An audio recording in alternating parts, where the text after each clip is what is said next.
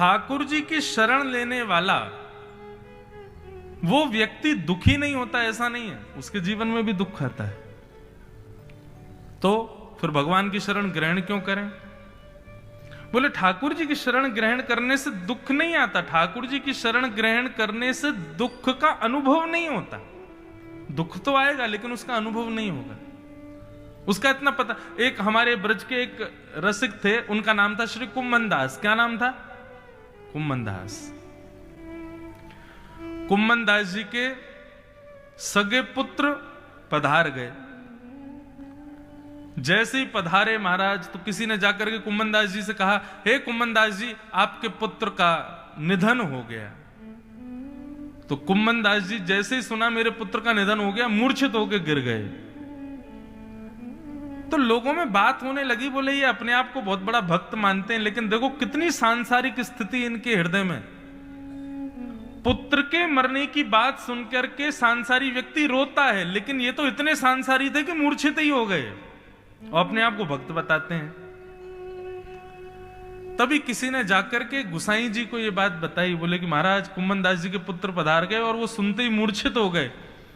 गुसाई जी बोले, पुत्र मरने की बात सुन के मूर्छित नहीं हुए होंगे, जरूर पीछे कोई ना कोई राज है, बहुत ध्यान से सुनना। तो गुसाई जी गए और गुसाई जी ने जाकर के कुम्मन दास जी को देखा, कुम्मन दास जी मूर्छित पड़े थे। गुसाई जी ने कान के पास जाकर के कहा, अरे कुम्मन दास, मुझे पता है तुम पुत्र विरह में मूर्छित नहीं हुए हो, तुमको इस बात का विरह है कि पुत्र मर गया, 13 दिन के सूतक लग गए, अब मैं मंदिर में ठाकुर जी का दर्शन नहीं कर पाऊंगा, इसलिए तुम मूर्छित हुए हो। लेकिन हम तुमको वचन देते हैं 13 दिन तक हम एक खिड़की में से तुमको दर्शन कराते रहेंगे। जैसे ही सुना तुरंत कुम्मन दास जी ठीक हो गए। बोले जय हो भगवान, बड़ी कृपा आपकी। मैं तो यही सोच सोच के परेशान हो गया, 13 दिन तक मंदिर कैसे जाऊंगा। कहने का मतलब क्या है?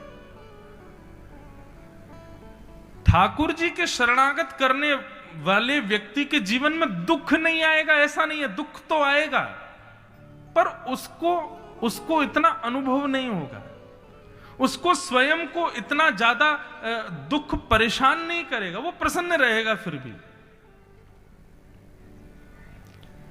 मीराबाई के जीवन में कितना कष्ट आया, सूरदास के जीवन में कितना कष्ट आया।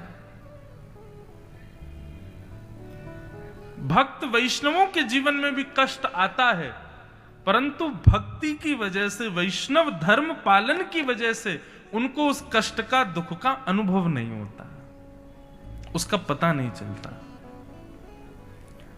इसलिए भक्ति का मार्ग बड़ा जरूरी है बंधु। तापत्रय विनाशाय, तीनों तापों का जो विनाश करते हैं, ऐसे श्री कृष्णाय